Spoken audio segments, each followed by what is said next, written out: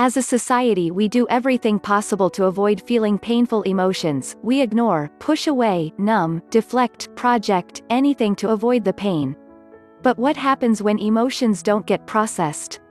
They can get trapped in the body and manifest as a physical pain or illness. They can fuel disempowering habits such as emotional overeating or smoking, or they can keep the nervous system stuck in ongoing problems such as insomnia, anxiety, or depression.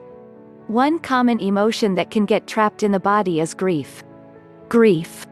While anger is red-hot, fiery, powerful and protective, grief is heavy, wet, and oh so painful. It can feel like an arrow in your heart.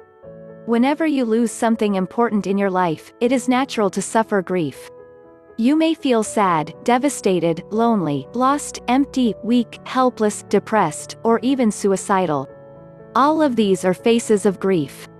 While grief is most strongly associated with the loss of a loved one, there are many other possibilities for loss. It can be helpful to acknowledge specifically what you are grieving.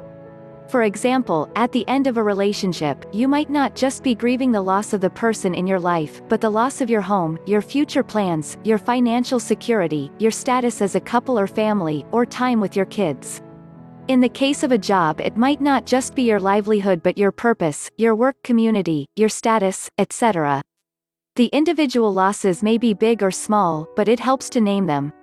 While you may have been taught somewhere along the way that crying is a sign of weakness, it is the body's natural way of releasing grief.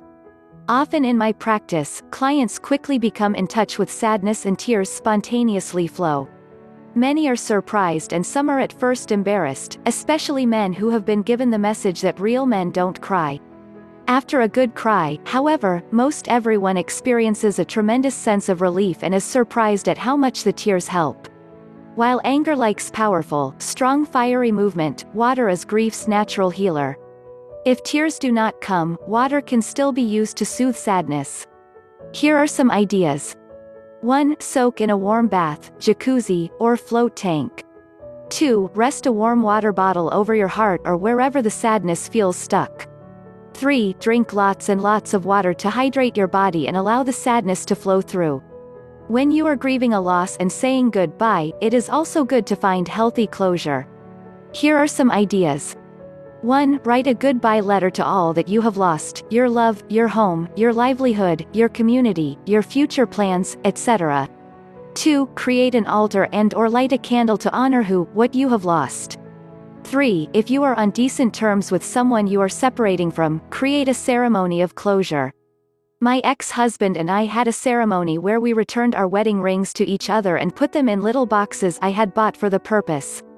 It was not the joyful occasion of our wedding, but it brought a peaceful sense of closure to our marriage. While on the other side of anger is passion, joy, enthusiasm and a zest for life, on the other side of grief is connection, compassion, and peace. As we connect with and move through our grief, we learn to embrace our vulnerability, which opens us up to experience life more fully. Deeply processing painful feelings can be uncomfortable, but the benefits are well worth the effort.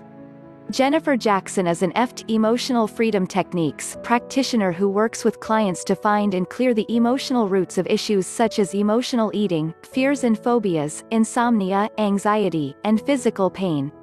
Thanks for watching. Make sure to like and subscribe. Bye.